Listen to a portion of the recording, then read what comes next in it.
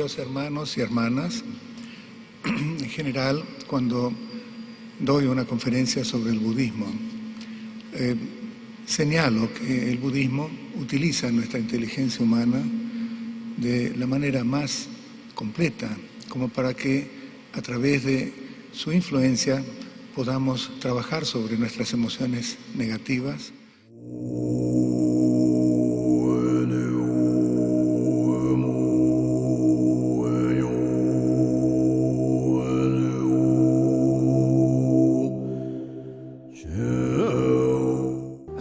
¿Qué tal, amigos? Bueno, para los que son de afuera, vamos a presentarnos. Nosotros somos la Escuela Aztlán, una escuela de filosofía que estudia la filosofía de Oriente y Occidente, de varios temas. Después la revista ustedes la van a ver. Hoy tenemos el gran honor de presentar al señor Gerardo Abud, que es el traductor del Dalai Lama y también discípulo del budismo tibetano, que es una enseñanza importante que los budistas del Tíbet hace 50 años están difundiendo en Occidente, que es algo extraordinario para nosotros. El señor Gerardo Abud es traductor del Dalai Lama y representante del budismo y de un grupo que está acá en Argentina que se llama Doujulin. Bueno, los dejo con él. Quiero agradecer al principio, por supuesto, esta invitación. Es una concurrencia muy importante y siempre me pone muy contento que haya gente interesada en un camino espiritual. A veces se confunde un camino espiritual con un camino filosófico y tienen puntos en común, porque la espiritualidad, que se basa en una investigación contemplativa de uno mismo y de la realidad, por lo menos en lo que consiste el budismo, siempre está sustentada por filosofía. Pero lo que más cuenta en realidad es el trabajo interior que uno hace, y ahí es donde sí podemos llamar que eso es espiritualidad, a diferencia de un camino de estudio filosófico en el cual lo que sucede es que uno incorpora información y estudia y piensa y siempre permanece dentro del ámbito del intelecto, de los conceptos, de las ideas. Y eso no siempre significa que ese conocimiento que uno está adquiriendo en sí mismo produzca la transformación que es necesaria dentro de nosotros para progresar espiritualmente. El budismo en realidad es un camino que tiene muchas facetas y hay mucha gente que tiene ideas sobre el budismo que no representan exactamente lo que es. Muchas veces me he encontrado con gente que dice, bueno, el budismo es una forma de vida. Y eso yo creo que es menospreciar un poco la profundidad gigantesca que tiene el budismo. Por supuesto que es una forma de vida, pero eso hace a la ética. Y con la ética, bueno, somos personas que nos comportamos bien y que realmente consideramos que nuestras acciones influyen en los demás y pueden perjudicarlos. Es un aspecto muy importante, pero no es el único que es necesario. El budismo también es el estudio de nuestra mente, es el estudio de la realidad, es el estudio del universo, el estudio de qué es esto que estamos experimentando. Esta existencia que tenemos, en qué consiste. Y desde ese punto de vista, entonces, también tiene similaridades muy grandes con la ciencia. En realidad, así como lo presenta el Dalai Lama, si ponemos la ciencia por un lado, tal cual la conocemos, y por otro lado ponemos las religiones tradicionales,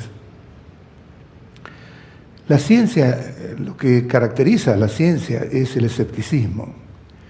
Escepticismo en el sentido que se formula una teoría, pero no se la acepta, se duda de si esa teoría es correcta o no, hasta el momento en que se puede demostrar.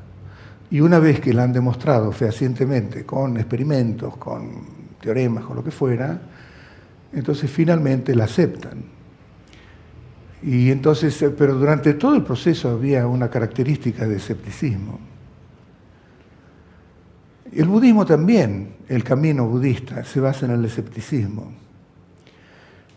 Buda mismo, eso no es una cuestión que fue desarrollada por los discípulos, Buda mismo dijo como un punto importante de su enseñanza que no servía realmente de nada tomar las palabras que él había dicho y que explicaban la naturaleza del ser, la naturaleza de la realidad, por fe ciega, porque fe ciega en realidad quizá tiene otras características transformativas, pero no transforman genuinamente el individuo. Entonces, él mismo dijo que tiene que poner en duda lo que yo estoy enseñando, cuestionar toda mi enseñanza, así como a un joyero que se le lleva un metal que parece oro y se lo quiere vender como si fuera oro. El joyero no lo compra enseguida, sino que lo toma, lo pone en una llama y ve el color de la llama, lo martilla y ve más o menos qué tipo de ductilidad tiene, lo raspa y hace 2 o 3 pruebas que él conoce, y una vez que está convencido, recién ahí lo compran. Y en el budismo también la característica es esa, es decir, que desde el punto de vista de la investigación y desde el punto de vista de lo que cunde en un practicante budista, es esa noción de escepticismo.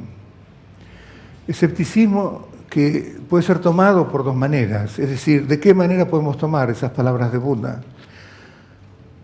Que está diciendo que tenemos que cuestionar su enseñanza. Entonces hay una rama para gente que realmente tiene muchas dudas, porque tiene ese tipo de características, que necesita estudiar, toma literalmente esa consigna como que, bueno, hay que estudiar todas las enseñanzas budistas hasta estar convencido intelectualmente.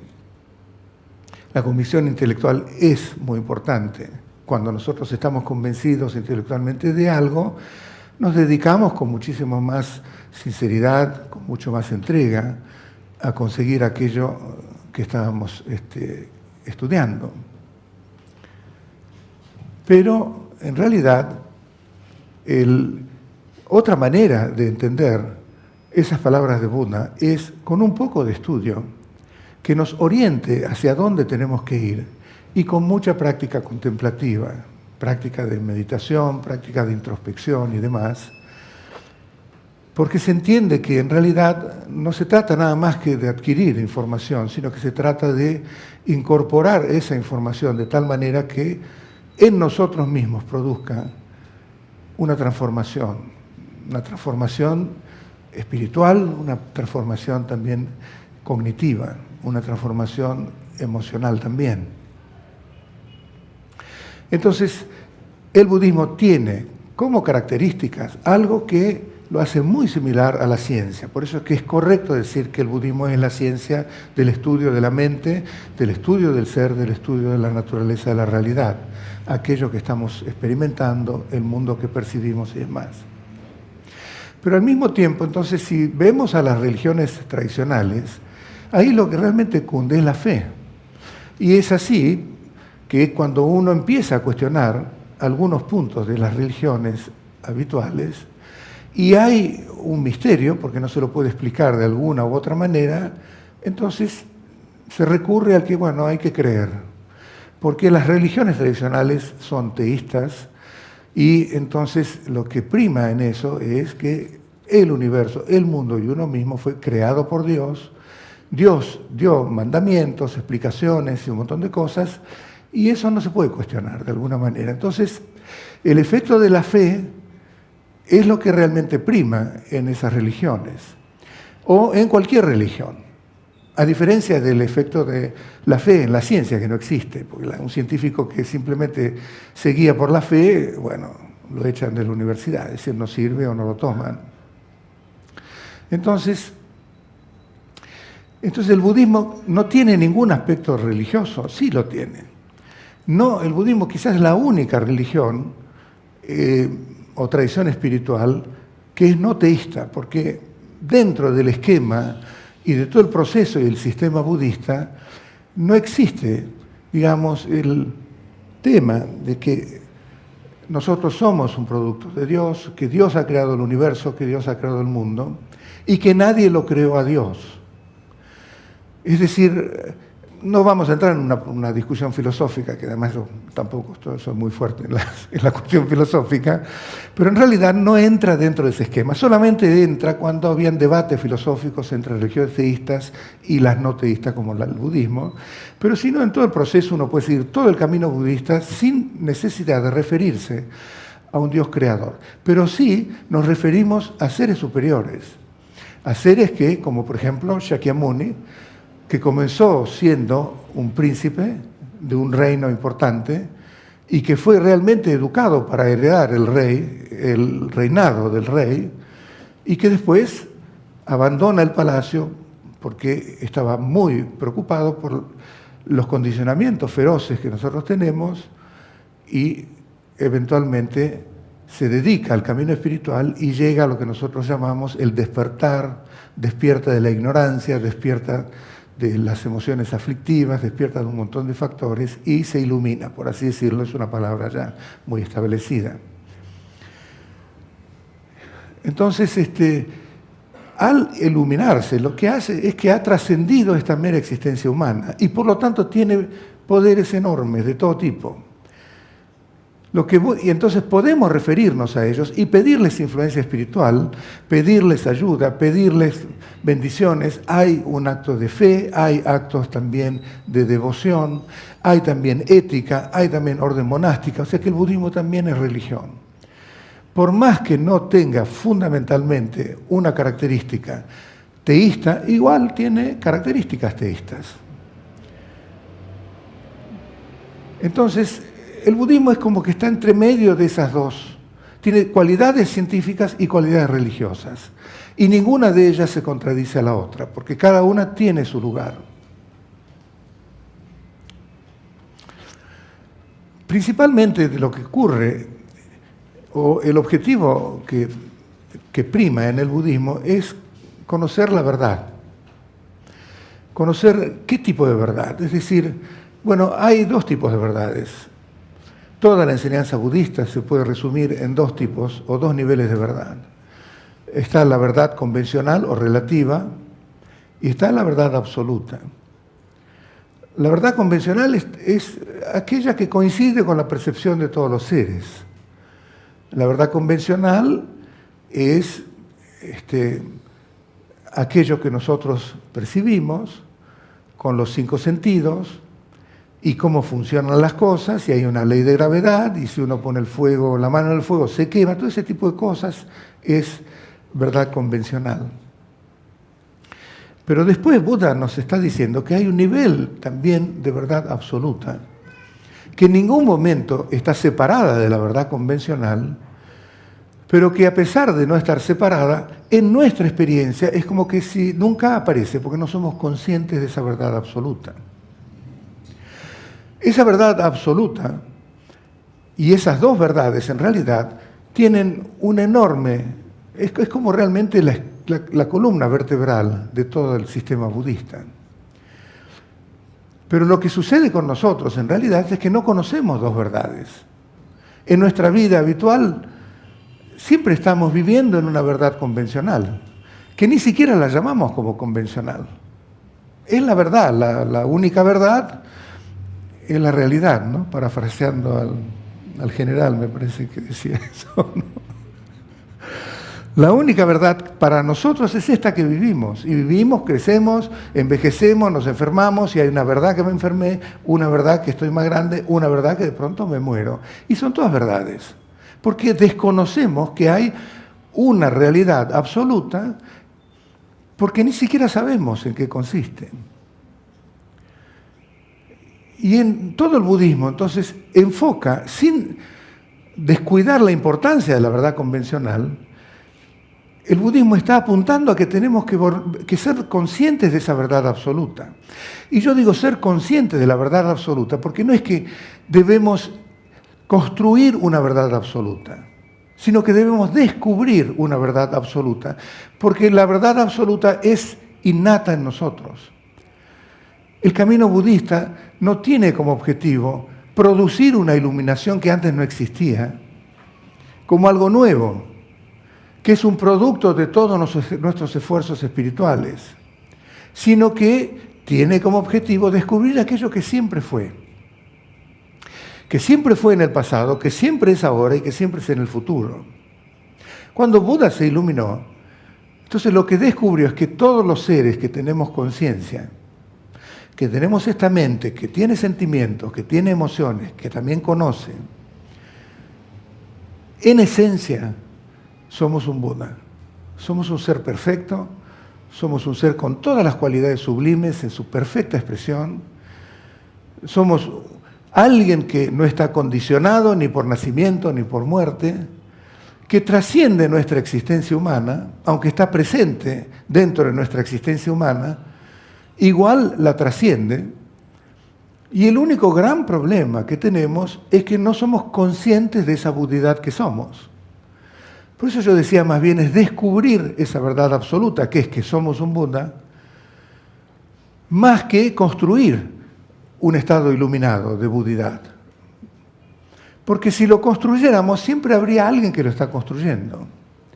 Y entonces nunca estaríamos trascendiendo este tipo de experiencia, de cognición, de percepción, de emociones y demás, que es lo que realmente somos en este momento.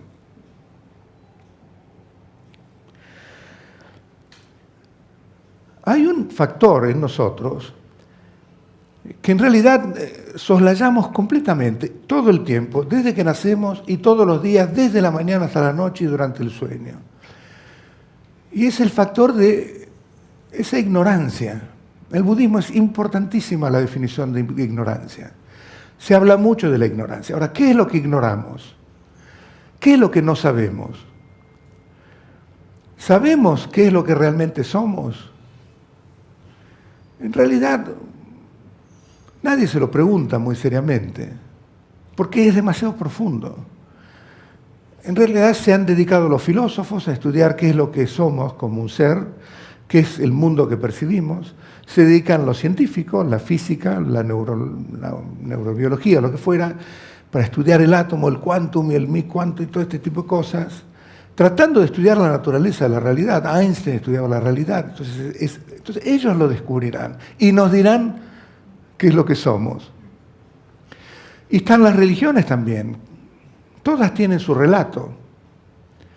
Las religiones tienen su relato, las filosofías tienen su relato, la ciencia también tiene su relato, pero no deja de ser el relato de las filosofías, de las religiones y de la ciencia y de todos los demás, de los amigos, de los políticos, de los artistas, de lo que fuera. Nunca es un relato propio.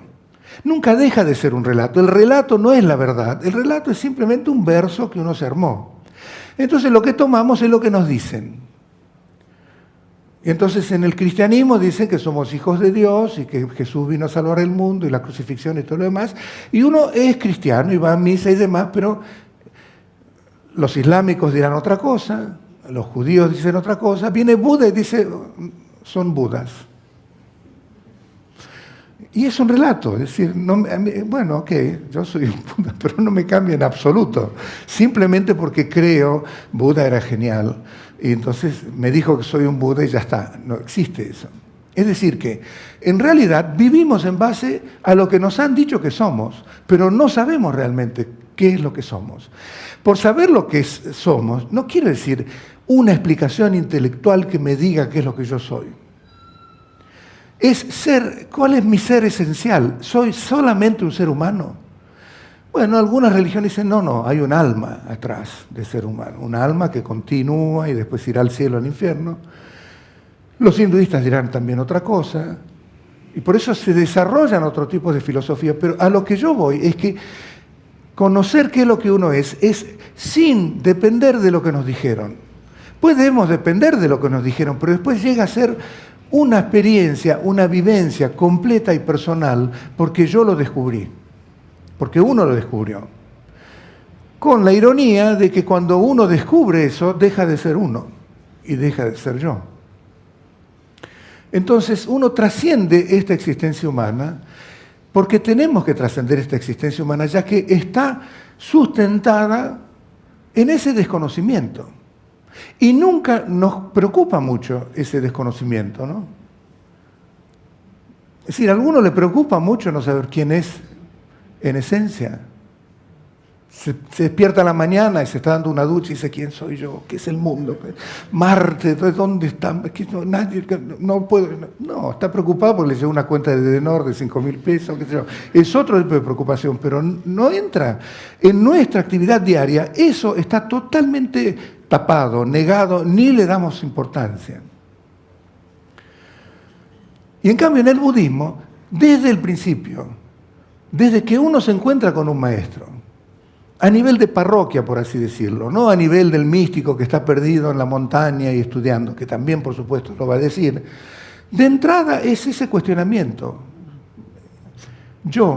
¿Hay un yo? ¿Quién sos vos? ¿Qué es el mundo? ¿Qué es esto que percibís? ¿Hay una pared ahí, aparte de tu percepción? Es decir, entramos en un nivel en que se mezcla la filosofía, pero con el objetivo de cambiar nuestra percepción para que esté de acuerdo con las cosas tal cual son, con la verdad. Y ese es el objetivo, en realidad. Ahora uno puede decir, bueno, pero está bien, no me preocupa eso, tengo otras preocupaciones. Realmente lo que yo quiero ser es feliz y no quiero sufrir. Y eso es normal, es súper normal. Todos los seres humanos tenemos eso como consigna principal. Todos queremos ser felices y nadie quiere sufrir. Normal, orgánico, perfecto. No solo los seres humanos, los animales es lo mismo. Animales grandes es lo mismo, lo vemos en las mascotas, no son muy distintos que nosotros. Nadie quiere sufrir, todos queremos ser felices. Una hormiga es lo mismo, ponemos un dedo a la hormiga, se va asustada porque tiene una noción de protección, no quiere encontrarse con algo, ya tiene miedo, digamos. ¿Por qué? Porque no quiere sufrir. Todo eso es normal, pero ¿qué es lo que pasa? Hemos vivido, ¿cuántas décadas hemos vivido? Algunos de nosotros creo que hemos vivido más que otros. Y llega un momento en que hay que cuestionar un poquito. Es decir, si estamos todos acá reunidos, yo creo que es no solamente por un interés intelectual de conocer alguna filosofía, pero porque hay algún tipo de cuestionamiento con respecto a nuestra experiencia de vida. Es un poco como una montaña rusa. Es decir, estamos eufóricos, muy felices, con una situación fantástica, nos hemos casado, enamoradísimos, qué sé yo, luna de miel en Tailandia, con fotos de aquí y de allá, con ¿Y después qué pasa? ¿Qué pasa después de unos años? ¿Qué pasa después de un año?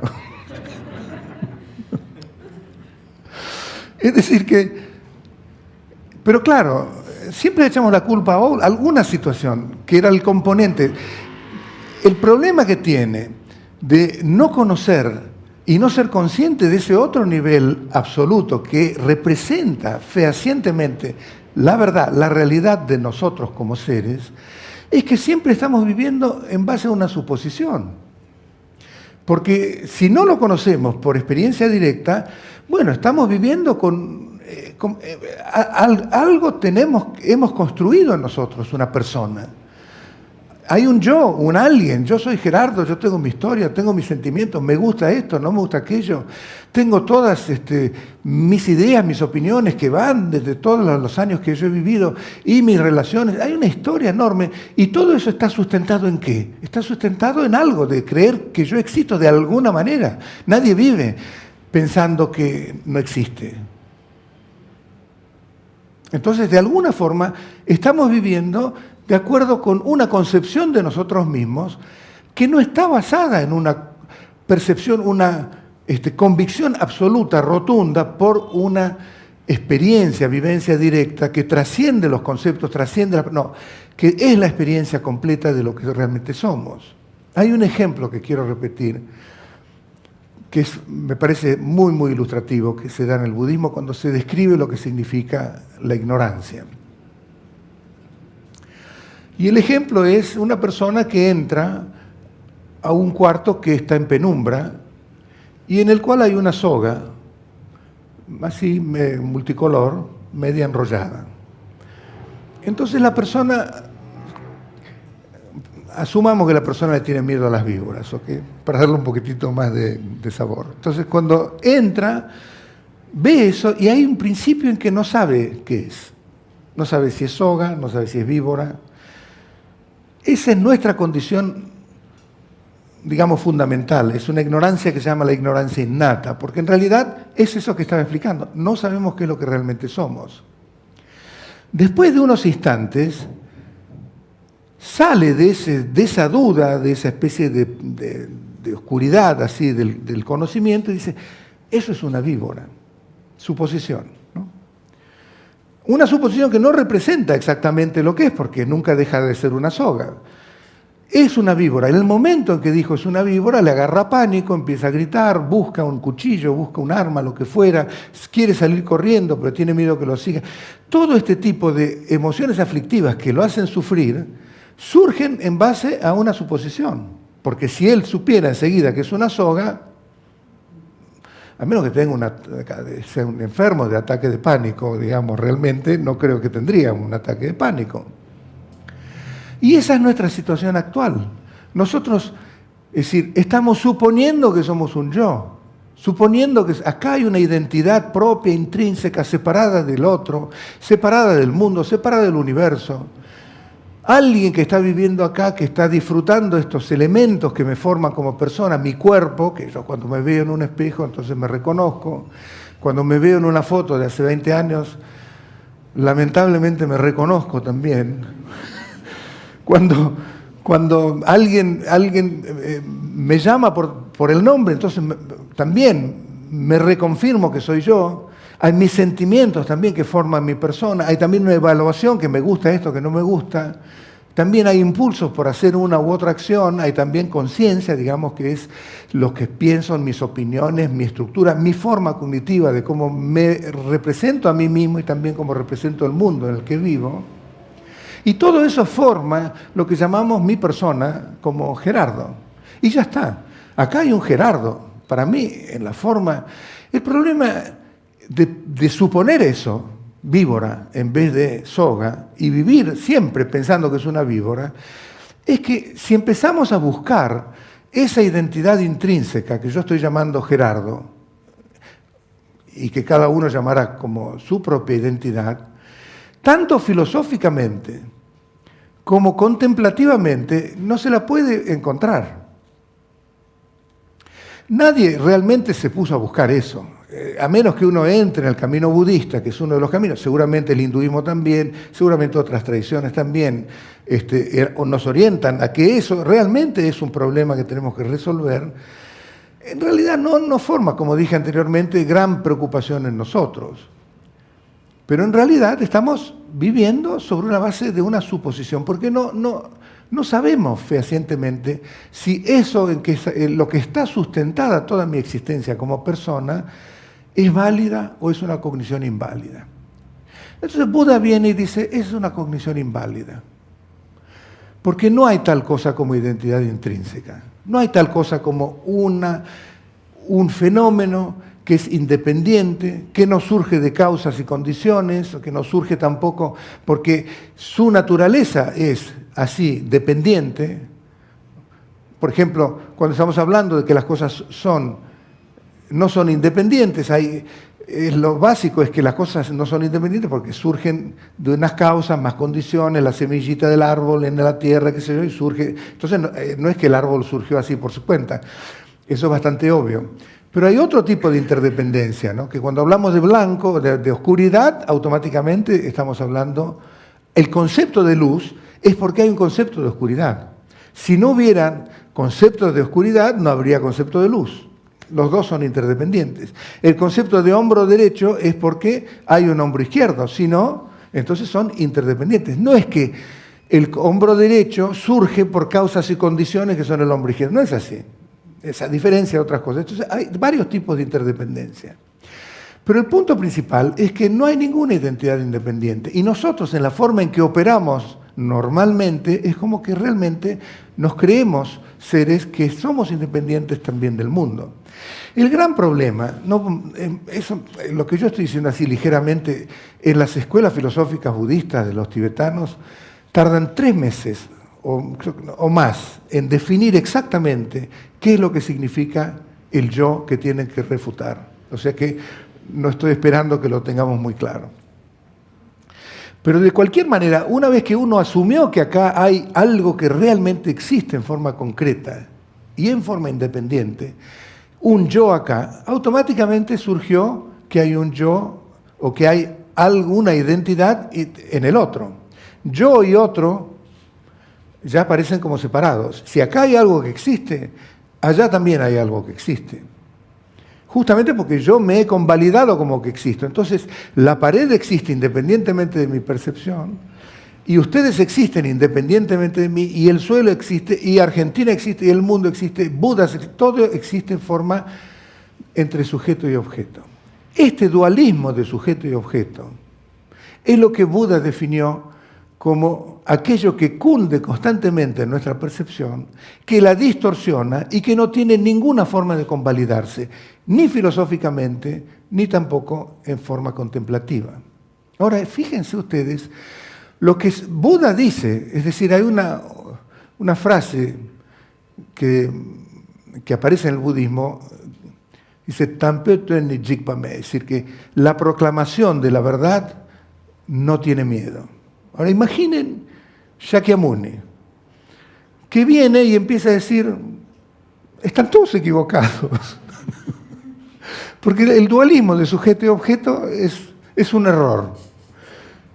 Y en realidad es uno contra millones y millones de personas.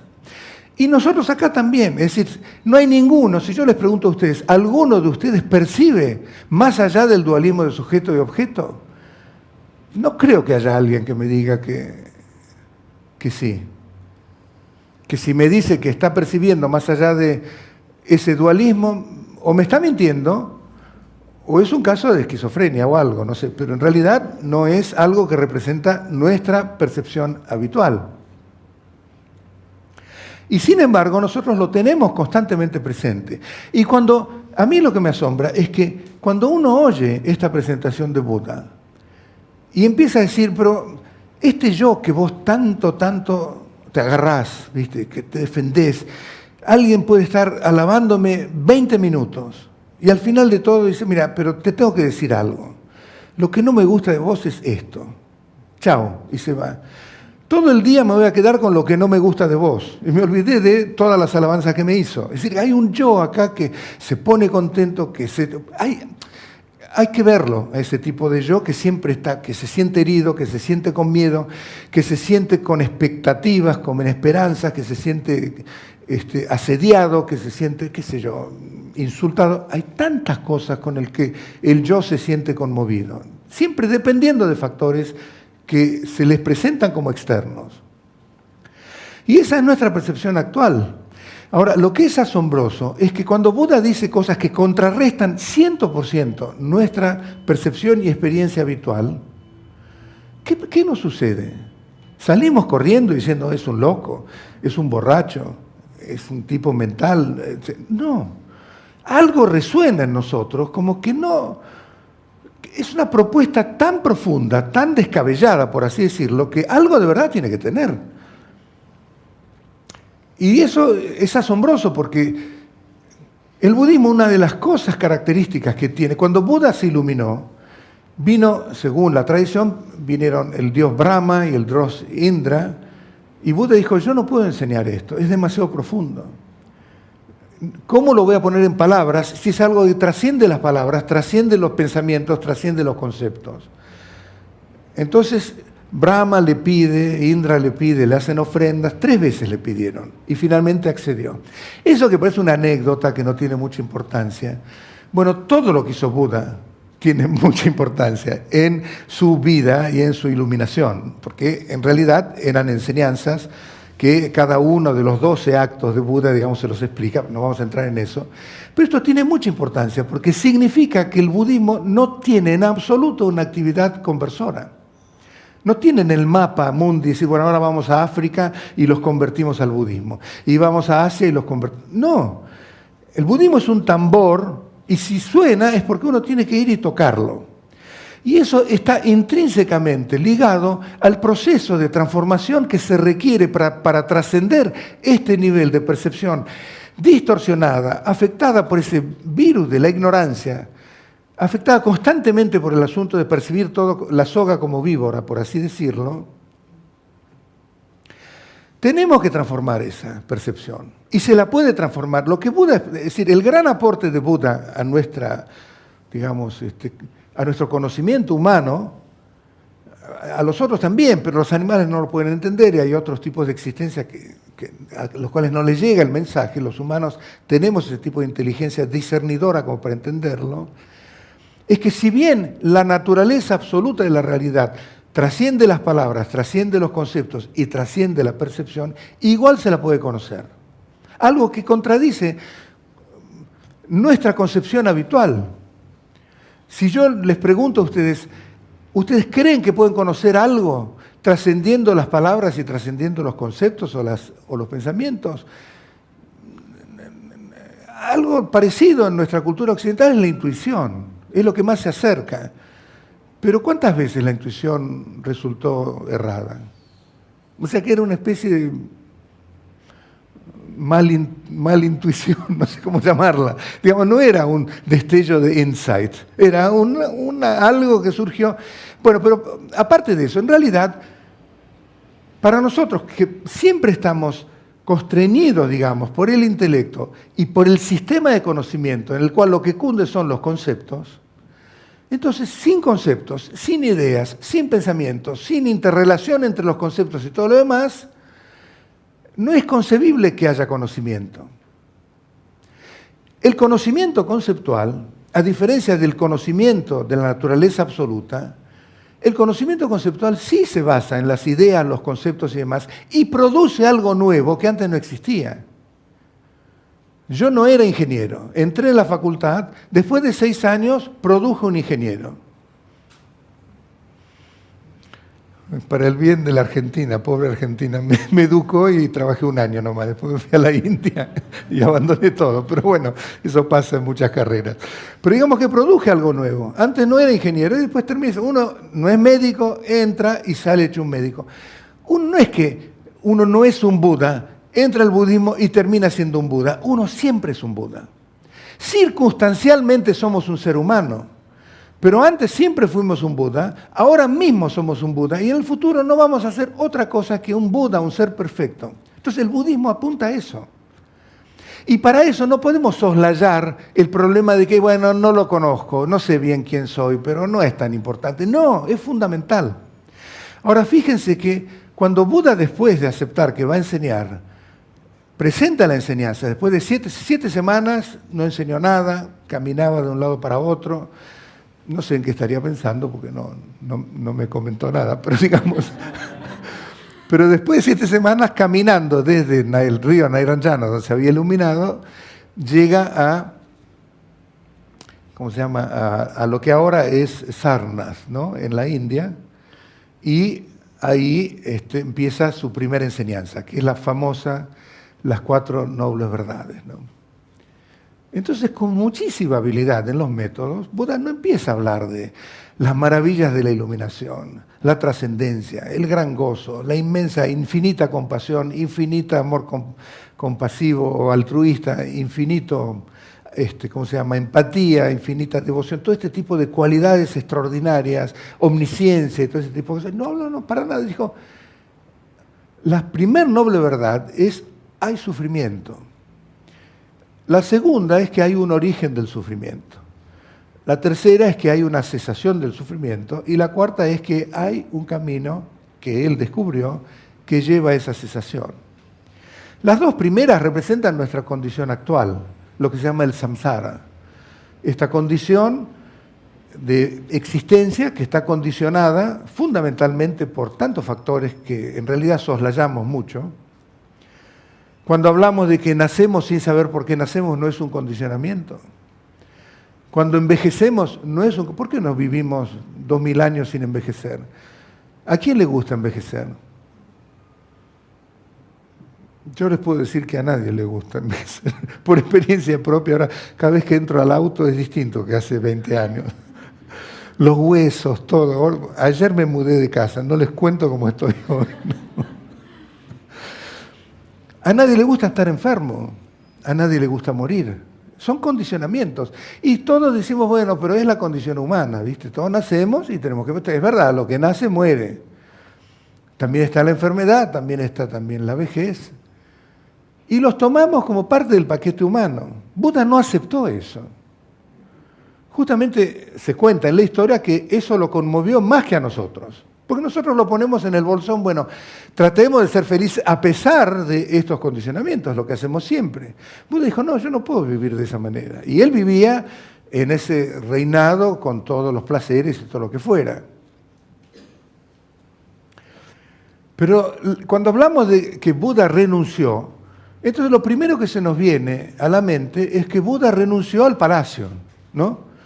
Porque eso es lo primero que uno dice, uy, ¿cuánto me costaría renunciar a no tener mi auto, mi mujer, mi casa, mis hijos y qué sé yo? Él renunció todo, renunció el mismo día que nació Rahula, su hijo. Renunció todo, abandonó todo, bueno, estuvo 6 años haciendo prácticas ascéticas tremendas. Hay imágenes de Buda como contó el esqueleto, porque estuvo 6 años meditando, 3 años, los últimos 3 años sin comer absolutamente nada, pero viviendo de la comida, de la absorción meditativa, y después descubrió que no era el camino. Afortunadamente, para nosotros descubrió que el budismo no era el camino, que el ascetismo no era el camino, sino que hay un camino medio en el cual uno puede comerse de vez en cuando algo que rico y disfrutar con una cerveza o lo que fuera. Entonces, lo primero que presentó es, bueno, hay sufrimiento. Yo, honestamente, cuando yo llegué a la India, que ya llegué con un barullo mental tremendo de insatisfacción, estaba buscando algo y ya nada tenía ningún sentido, las cosas las veía como huecas, los objetivos mundanos como huecos, no me interesaba realmente, pero no sabía realmente qué iba a encontrar. Y que venga Buda y me dice, hay sufrimiento, y digo, bueno, chocolate por la noticia, no me parecía muy profundo, ¿no? Pero es muy profundo, es decir, en la segunda línea, que es la función de las 4 nobles verdades, ahí es donde realmente se vuelve muy, muy profundo. El primero es, hay que conocer el sufrimiento. Hay un origen que hay que eliminar. Es posible eliminar el origen del sufrimiento y llegar a la cesación, la tercera, y hay un camino que yo conocí que puede llevar a la cesación. Entonces, cuando hablamos de que hay que conocer el sufrimiento, ahí está diciendo, bueno, entonces que lo que yo llamo sufrimiento no es sufrimiento. Y no, Buda dice, eso no es sufrimiento. Hay 3 tipos de sufrimiento. Para nosotros tenemos, ¿a qué llamamos nosotros sufrimiento? A una experiencia desagradable, ¿no?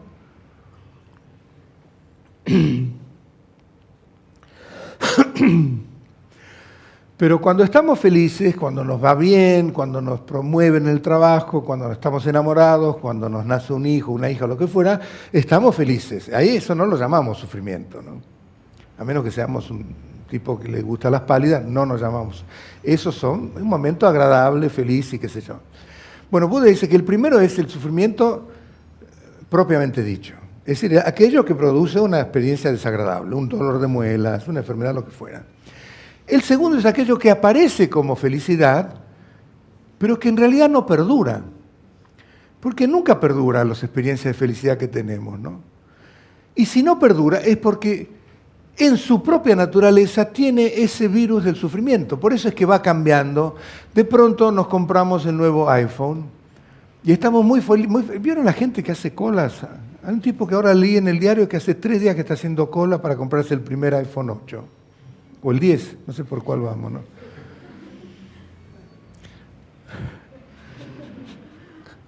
Siempre hay algo que nos hace sentir que nos falta, ¿no? Es decir, porque apenas tenemos el teléfono estamos encantados. Después, cuando sale el nuevo modelo, ya estamos sufriendo. Es decir, la felicidad que nosotros experimentamos nunca es perdurable. O se vuelve monótona o se vuelve aburrida. Toda la civilización de consumo está basada en eso, ¿no? Es la zanahoria delante del burro, porque ya nos aburrió lo anterior, pero hay algo más que nos va a dar otro momento de placer, otro momento de felicidad, porque además asociamos erróneamente placer con felicidad, pero nunca estamos enfocando un tipo de felicidad que no dependa de este otro tipo de factores. ¿Es posible encontrar en nosotros mismos una felicidad perdurable que no dependa de factores externos? Para nosotros la felicidad en realidad tiene mucho que ver con los factores externos. Y no voy a negar que, por supuesto, hay muchos factores externos que hacen la vida mejor ahora de lo que era hace 100 años o 150 años. Hay muchas otras cosas. No estoy hablando del iPhone, estoy hablando de un montón de cosas. Estoy hablando de los avances de la medicina, de los aviones que uno toma.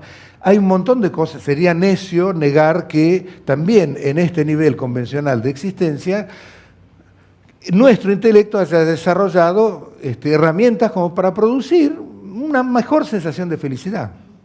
Pero si uno lo investiga críticamente, como lo hacía Buda, a Buda no le bastaba decir, y sí, es verdad que después la felicidad uno se empieza a aburrir, se aja, se vuelve vieja y uno está buscando otra cosa, pero hay momentos de felicidad, bastante felicidad hay.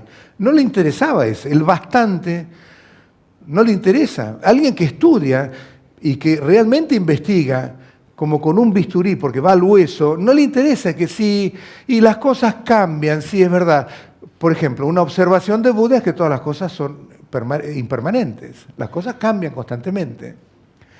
Pero nosotros no percibimos las cosas como que cambian constantemente, porque tenemos esa fijación en que las cosas son permanentes. Naturalmente respondemos de esa manera, en contradicción con cómo son las cosas. ¿Y qué es lo que decimos? Es verdad, hasta un chico se da cuenta de que las cosas cambian, instante a instante.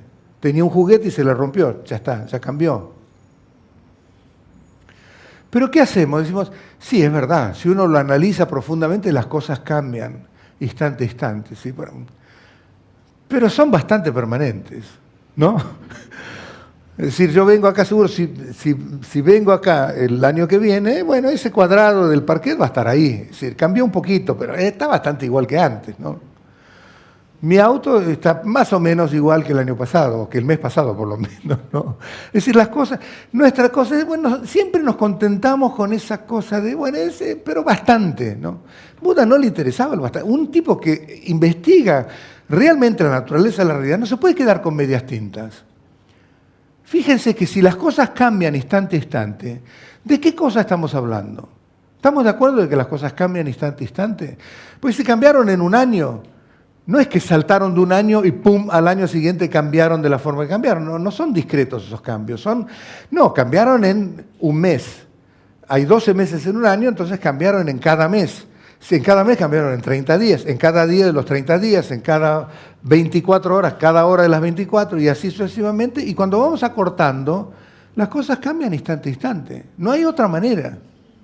Si uno lo encara, este no es un análisis muy profundo, pero fíjense que nunca lo vemos de esa manera. Ahora, miren las implicancias filosóficas de eso. ¿Puede existir una identidad intrínseca cuando está cambiando instante a instante? Si tenemos en el instante A la identidad, ¿no? Pepe, y después tenemos que este Pepe cambió a la identidad, que cambió al instante B y cambió al instante C. ¿De quién estamos hablando? ¿Del PPA, PPB, PPC, PPD? Entonces se empieza a diluir. Ya de entrada, la víbora esa, empieza a cuestionarse si hay una víbora, hay un yo así, digamos, incambiable, eterno, como uno piensa que hay. El mundo también, como uno percibe. Es decir, que realmente ya empezamos a acceder a ver las cosas tal cual son. Cuando Buda dice encontrar la verdad, se refiere, por supuesto, principalmente a la verdad absoluta, porque eso es lo que nos va a liberar de los condicionamientos, de los sufrimientos, de todo esto, lo que llamamos samsara. Pero también tenemos que entrenarnos en ver la verdad a este nivel convencional. Y por eso Buda empieza diciendo hay sufrimiento, y hay 3 tipos de sufrimiento. Eso es verdad convencional. Y nos empieza a demostrar que estamos un poco confundidos, porque toda la vida la dedicamos para buscar una felicidad que es tan efímera en cierta manera. Puede durar años, pero que dure años y que vaya cambiando y que eventualmente también se transforme en una rutina, está diciéndonos que hay algo en esa felicidad que es medio tramposo. Entonces, ese segundo se llama el sufrimiento del cambio. Pero, como si esto no fuera poco, y ya tenemos dos tipos de sufrimiento, Buda dice que hay un tercer sufrimiento, y ese es el más fundamental. Y es justamente el sufrimiento que ocurre por el condicionamiento. Estamos condicionados por esa ignorancia de no saber qué es lo que realmente somos. Entonces ustedes ven que una cosa que se presenta como un problema cognitivo, yo no sé quién soy, yo no sé qué es el universo, ¿viste? Yo creo que es una víbora, creo que soy yo, creo que es el otro, que es el otro. Y digamos, quedarnos en ese nivel de víbora en vez de soga, y que siempre hemos repetido, no solamente ahora, Buda habla de vidas infinitas que venimos repitiendo este tipo de percepción errónea, y que uno dice, bueno, pero es una cuestión cognitiva, es decir, tan cognitiva y tan poco importante que nunca pasó a ser una de nuestras preocupaciones fundamentales dentro de este objetivo de ser felices. Nunca pasó a ser una preocupación fundamental. Bueno, Buda dice, no, eso es fundamental, porque justamente el sufrimiento, el condicionamiento es que a menos que resolvamos ese problema, siempre vamos a estar experimentando nuestra existencia como si fuera la víbora en vez de que si fuera la soga, que no está sustentada en la verdad. Entonces ahí vamos a la segunda noble verdad, que es el origen. Que es formidable, a mí siempre me asombró eso. Yo no creo, porque en realidad debo confesar que no tengo una cultura occidental muy grande. Yo estudié ingeniería, imagínense, conocía de nuevo, ya me olvidé. Ahora no puedo sumar casi, sin la calculadora. Pero bueno, en algún momento me recibí de ingeniero. Va. Pero no tengo mucha cultura, no leí filosofía ni más, pero yo no sé si hay otras manifestaciones, es decir, yo conozco la naturaleza del sufrimiento así como veo las rayas de la palma de mi mano, sin lugar a dudas. Porque nadie conoce cuál es la causa del sufrimiento. Siempre nos quedamos con la primera línea del sufrimiento, ¿no? Tengo un resfrío, y bueno, ahora estoy sufriendo porque tengo el resfrío. Esa es la causa. Me duelen las muelas, esa es la causa. Me dejó mi mujer, esa es la causa. Me robaron el auto. Siempre hay una causa inmediata y nos quedamos con eso. Si soluciono esto, ya voy a lograr un poco de paz, un poco de felicidad. Pero es muy burdo, en realidad, el conocimiento que tenemos de la causa de nuestro sufrimiento. Es decir, nos pegamos en esa primera línea bastante superficial. Buda no, Buda dice no. La causa fundamental, el origen del sufrimiento, es ese desconocimiento. Es decir, no somos conscientes de que somos un Buda. No somos conscientes de que no hay una identidad intrínseca en nada, de que todo es como una ilusión.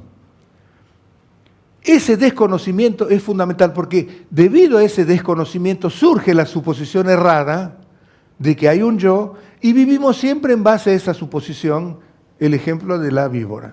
Nunca lo solucionamos a eso. Entonces, porque nosotros equivocadamente nos tomamos como una identidad así propia, intrínseca, y tomamos todo lo que percibimos como que cada cosa tiene una identidad, estamos viviendo como percibiendo equivocadamente la soga, y por eso entonces en base a eso, como nuestra existencia está sustentada en una suposición y no en una verdad, la verdad no necesita ningún tipo de soporte. La verdad se para por sí misma, por eso es la verdad. Eso es lo que hace que algo sea una falacia y algo sea una verdad. Cuando algo es una verdad, es indestructible. Y no necesita que la apoyemos. Y sin embargo, nosotros estamos constantemente sustentando esta suposición. Entonces, cuando en este dualismo aparente en el cual vivimos, vemos una situación que es amenazante, ¿cómo reaccionamos? Con rechazo, con odio, con rencor, con enojo, ¿no?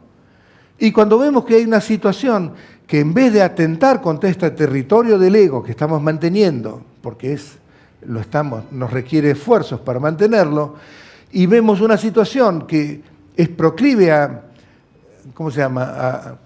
ayudar este territorio, a sostenerlo y demás, entonces deseo, apego, todo este tipo de emociones aflictivas. Y estos son lo que se llaman los tres venenos. Estos tres venenos son la base fundamental, el origen del sufrimiento es cuando nuestra mente experimenta alguno de estos tres venenos y actúa El sufrimiento es un efecto, tiene que tener una causa. La causa es una acción, la acción es karma. Entonces, karma, influenciado por las emociones aflictivas, sea apego, agresión, ignorancia, da como resultado, como efecto, una experiencia de sufrimiento. En cambio, karma, una acción que está motivada por el amor, la compasión, por la paciencia, en vez de reaccionar con odio, uno reacciona con paciencia, uno se sacrifica, ayuda a los demás por compasión, un amor genuino, amor altruista, todo este tipo de emociones positivas contrarrestan el territorio egoico. En realidad lo socavan, lo conmueven, o sea que nos acercan a nuestra naturaleza esencial y por lo tanto estamos más cerca de la felicidad fundamental de nuestro ser, por eso experimentamos felicidad. Estos tres venenos, junto con la acción, es lo que es el origen del sufrimiento. Entonces, hay un fin. La tercera noble verdad es que hay una cesación del sufrimiento. Es posible. Una vez que hemos identificado la causa, entonces podemos encontrar una cura. Si se identifica en el futuro el virus principal del SIDA, entonces rápidamente se encuentra una vacuna y se elimina el SIDA. Así como la viruela. O sea, en la India... En el 71 yo llegué a la India y después de 2 o 3 años yo conocí a la persona que trabajaba con la WHO, ¿cómo se llama? El World Health, la Organización Mundial de la Salud. Después de varios años lo conocí, era un hippie, discípulo de Sai Baba, y de Neem Karoli Baba, un hinduista maestro extraordinario. Y entonces le decía, era médico, y le decía, no, tenés que ayudar a curar la viruela. Entonces él iba al hippie con pelo largo y nadie le daba bolilla. Y volvía y decía, no conseguí nada, no tenés que ir. Varias veces le dijo hasta que finalmente presentó un proyecto y eliminó la viruela en la India. Yo me acuerdo que vivía en la montaña, no en las grandes ciudades, en la montaña, ahí donde vivía el Dalai Lama, en esa zona, y en árbol decía, reporte un caso de viruela y le damos 1.000 rupias, que era una fortuna. Eso era iban, lo vacunaban, era la única manera de eliminar la viruela. Bueno, ¿por qué? Porque identificaron el virus de la viruela, entonces había una cura, que es la vacuna. Bueno, es lo mismo que sucede con eso. Buda identificó la causa del sufrimiento, no es que me falta y me robaron el auto, esto y lo otro. Eso contribuye, eso es sufrimiento sobre sufrimiento. El primer sufrimiento, en realidad, literalmente es el sufrimiento sobre el sufrimiento, porque sobre la base del sufrimiento, del condicionamiento que tenemos todos, que es no saber entonces tenemos otro tipo de sufrimiento, que es un dolor de muela, que me robaron, etcétera, etcétera. Es sufrimiento sobre sufrimiento. El camino budista, lo que más prima es eliminar el tercer tipo de sufrimiento. Es muy sutil. En cada instante de nuestra conciencia está presente ese condicionamiento, sin darnos cuenta. Por eso es que es tan profundo que si no lo encaramos con una investigación contemplativa, nos gana de mano siempre. No estoy diciendo que de pronto estuvimos 2 minutos bien trascendiendo el dualismo y de pronto vino el dualismo. No, antes de que nos demos cuenta ya estamos dualistas. Porque es tan acentrado con hábitos tan profundos desde hace infinitas vidas hasta ahora que seguimos el error de la víbora en vez de la soga, que nuestra conciencia en cada instante, apenas surge un instante de conciencia, ese instante de conciencia ya va a percibir en forma dualista. Y ese es fundamentalmente el sufrimiento del condicionamiento, es el condicionamiento de la ignorancia. De la ignorancia surge el apego, surge también el rechazo, porque funciona en el dualismo, y de ahí es que surge el sufrimiento. Entonces, hay una cesación del sufrimiento. ¿Cuál es la raíz fundamental del sufrimiento? ¿Cuál es la raíz fundamental de esa causa? ¿El apego? ¿El rechazo? ¿El odio? ¿El rencor? Es decir, el camino budista es un camino que es un antídoto para el odio, para el rencor, o para el deseo, o es un gran antídoto para eliminar la base fundamental que da lugar al apego y que da lugar al enojo. ¿Y cuál es esa base fundamental? De ignorancia. Entonces, una vez que eliminamos la ignorancia, se cae todo el árbol de la neurosis. Y todo el proceso ahora, entonces, tenemos que ver si podemos eliminar esa ignorancia o no. El gran aporte para mí, para los budistas, digamos, de Buda, es que se la puede eliminar. Porque la ignorancia es simplemente un malentendido. Es tomar una soga por una víbora. Es tomar en realidad nuestra naturaleza esencial, que es como el espacio, el cual no hay nada concreto, ni nada independiente, ni nada realmente así intrínseco, tomarlo como equivocadamente nuestra mente ve su propia naturaleza y en vez de verla como el espacio, la percibe como algo intrínseco, como un yo o como lo quisiéramos llamar.